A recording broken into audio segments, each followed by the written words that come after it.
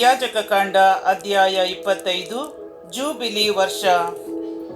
ಇಸ್ರಾಯೇಲರಿಗೆ ಹೀಗೆ ಆಜ್ಞಾಪಿಸಬೇಕೆಂದು ಸರ್ವೇಶ್ವರ ಸ್ವಾಮಿ ಮೋಶೆಗೆ ಸೀನಾಯಿ ಬೆಟ್ಟದಲ್ಲಿ ಹೇಳಿದರು.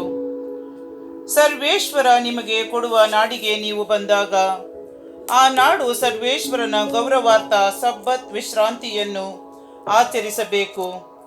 6 ವರ್ಷಗಳು ನೀವು ಹೊಲದಲ್ಲಿ ಬಿತ್ತನೆ ಮಾಡಬಹುದು, ದ್ರಾಕ್ಷಿ ತೋಟದ ಕೆಲಸವನ್ನು ಮಾಡಬಹುದು, ಹೊಲ ತೋಟಗಳ ಬೆಳೆಗಳನ್ನು ಸಂಗ್ರಹಿಸಬಹುದು. ಆದರೆ 7ನೆಯ ವರ್ಷ ಯಾವ ವ್ಯವಸಾಯವನ್ನು ಮಾಡಬಾರದು. ಅದು ವಿಶ್ರಾಂತಿ ಕಾಲವಾಗಿಯೂ ಸರ್ವೇಶ್ವರನ ಗೌರವಾರ್ಥ ಸಬ್ಬತ್ ಕಾಲವಾಗಿಯೂ ಇರಬೇಕು. ಆ ವರ್ಷ ಹೊಲದಲ್ಲಿ ವ್ಯವಸಾಯ ಮಾಡಬಾರದು, ದ್ರಾಕ್ಷಿ ತೋಟದ ಕೆಲಸವನ್ನು ಕೈಬಿಡಬೇಕು. ಹೊಲದಲ್ಲಿ ತಾನಾಗಿ ಬೆಳೆದ ಫಸಲನ್ನು ನೀವು ಕೂಡಿಸಿಟ್ಟುಕೊಳ್ಳಬಾರದು. ತಾನಾಗಿಯೇ ಬೆಳೆದ ದ್ರಾಕ್ಷಿ ಹಣ್ಣನ್ನು ಶೇಖರಿಸಿ ಇಟ್ಟುಕೊಳ್ಳಬಾರದು. ಆ ವರ್ಷ ಪೂರ್ತಿ ಭೂಮಿಗೆ ಸಂಪೂರ್ಣ ವಿಶ್ರಾಂತಿ ಇರಬೇಕು.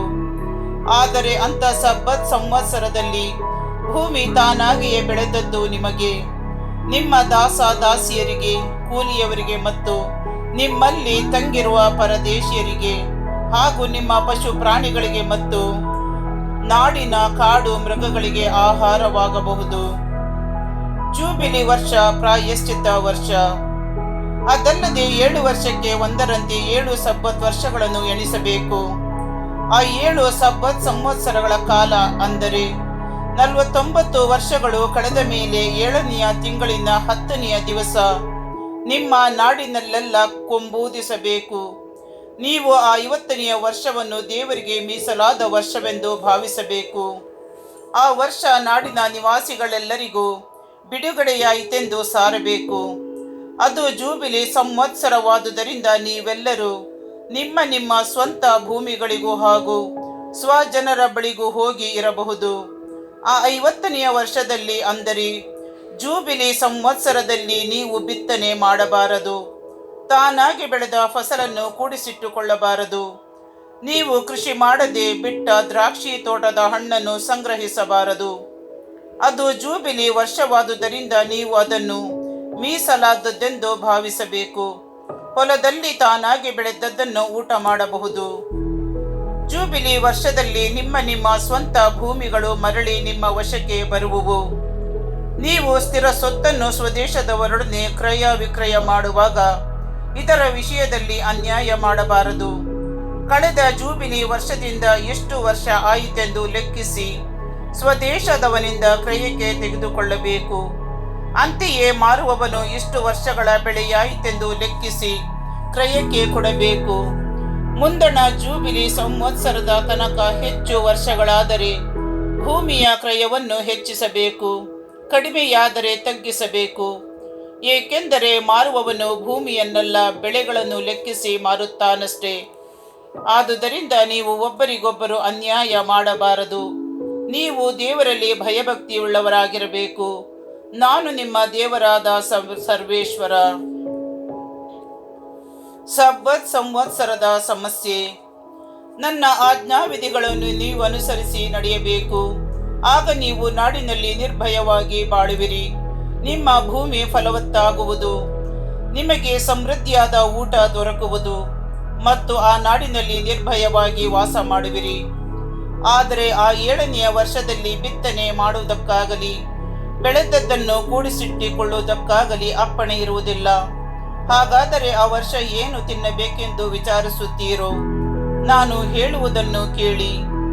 6ನೆಯ ವರ್ಷದ ಬೆಳೆ ನನ್ನ ಪೂರ್ಣಾನುಗ್ರಹದಿಂದ 3 ವರ್ಷಗಳ ಬೆಳೆಯಷ್ಟಾಗುವುದು. 8ನೆಯ ವರ್ಷದಲ್ಲಿ ಬಿತ್ತನೆ ಮಾಡಿ ಅದರ ಬೆಳೆ ದೊರಕುವ ತನಕ, ಅಂದರೆ 9ನೆಯ ವರ್ಷದವರೆಗೆ ಹಿಂದಿನ ಬೆಳೆಯಿಂದಲೇ ಜೀವನ ಮಾಡುವಿರಿ. ಆಸ್ತಿ ಪಾಸ್ತಿಗಳ ಬಿಡುಗಡೆ. ಭೂಮಿಯನ್ನು ಶಾಶ್ವತವಾಗಿ ವಿಕ್ರಯಿಸಿ ಬಿಡಬಾರದು, ಏಕೆಂದರೆ ಭೂಮಿ ನನ್ನದು. ನೀವಾದರೋ ಪರವಾಸಿಗಳು, ನನ್ನ ಆಶ್ರಯದಲ್ಲಿ ತಂಗಿರುವವರು.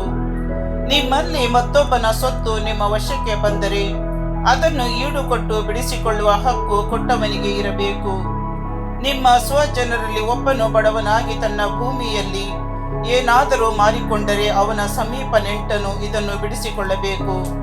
ಬಿಡಿಸಬಲ್ಲ ನೆಂಟನು ಇಲ್ಲದೆ ಹೋದರೆ ಮಾರಿದವನೇ ಮತ್ತೆ ಬಿಡಿಸಿಕೊಳ್ಳುವಷ್ಟು ಉತ್ತಮ ಸ್ಥಿತಿಗೆ ಬಂದರೆ ಆ ಭೂಮಿಯನ್ನು ಮಾರಿದಂದಿನಿಂದ ಕಳೆದ ವರ್ಷಗಳನ್ನು ಬಿಟ್ಟು ಉಳಿದ ಅವಧಿಗೆ ಕ್ರಯ ಕೊಟ್ಟು ತನ್ನ ಭೂಮಿಯನ್ನು ಸ್ವಾಧೀನಪಡಿಸಿಕೊಳ್ಳಬಹುದು.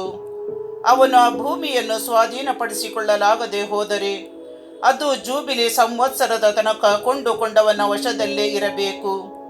ಜೂಬಿಲಿ ವರ್ಷದಲ್ಲಿ ಅದು ಬಿಡುಗಡೆಯಾಗುವುದು.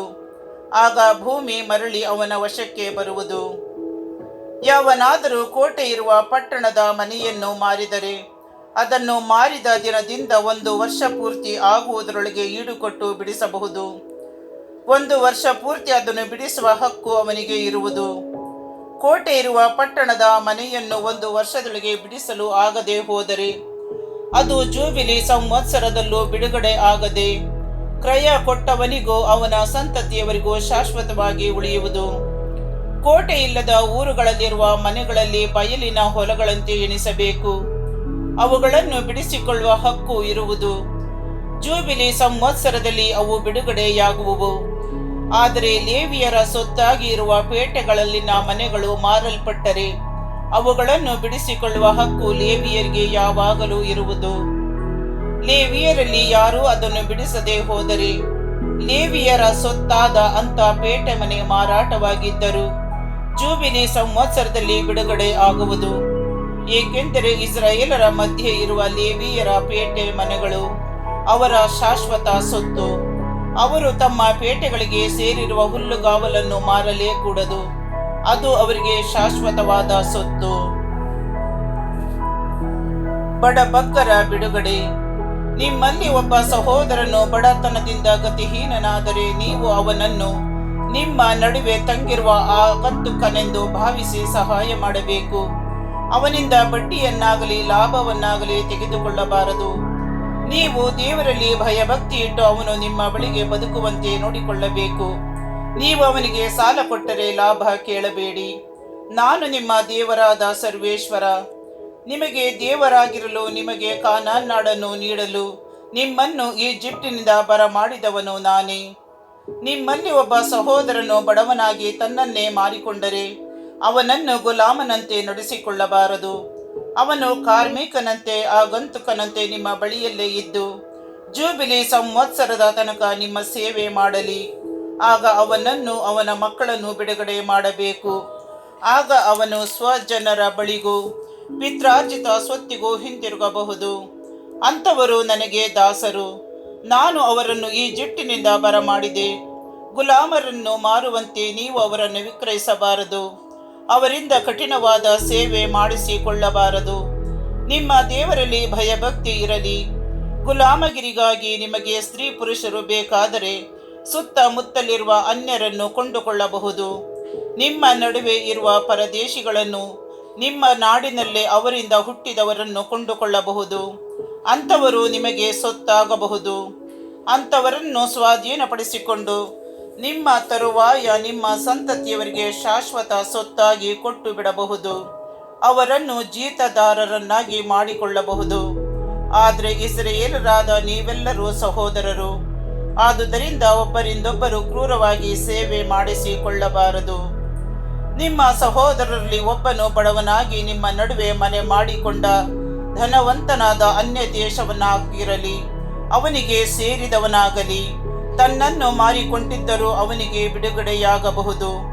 ಅವನ ಬಂಧುಗಳಲ್ಲಿ ಯಾರಾದರೂ ಈಡುಕೊಟ್ಟು ಅವನನ್ನು ಬಿಡಿಸಬಹುದು. ಅವನ ದೊಡ್ಡಪ್ಪ ಚಿಕ್ಕಪ್ಪರೆಂದಾಗಲಿ, ಇವರ ಮಕ್ಕಳಾಗಲಿ ಅಥವಾ ಸಮೀಪ ಬಂಧುಗಳಲ್ಲಿ ಯಾರೇ ಆಗಲಿ ಈಡುಕೊಟ್ಟು ಅವನನ್ನು ಬಿಡಿಸಬಹುದು. ಬೇಕಾದಷ್ಟು ಹಣವು ದೊರೆತರೆ ತನ್ನನ್ನು ತಾನೇ ಬಿಡಿಸಿಕೊಳ್ಳಬಹುದು. ಅವನು ತನ್ನನ್ನು ಮಾರಿಕೊಂಡ ವರ್ಷ ಮೊದಲುಗೊಂಡು ಮುಂದೆ ಜೂಬಿಲಿ ಸಂವತ್ಸರದ ತನಕ ದಣಿಯ ಸಂಗಡ ವರ್ಷಗಳ ಲೆಕ್ಕವನ್ನು ಮಾಡಿ ಆ ಲೆಕ್ಕದ ಮೇರೆಗೆ ಬಿಡುಗಡೆಯ ಕ್ರಯವನ್ನು ಕೊಡಬೇಕು. ಕೂಲಿಯವನ ವಿಷಯದಲ್ಲಿ ಲೆಕ್ಕಿಸುವಂತೆ ಅವನ ವಿಷಯದಲ್ಲಿ ಲೆಕ್ಕಿಸಬೇಕು.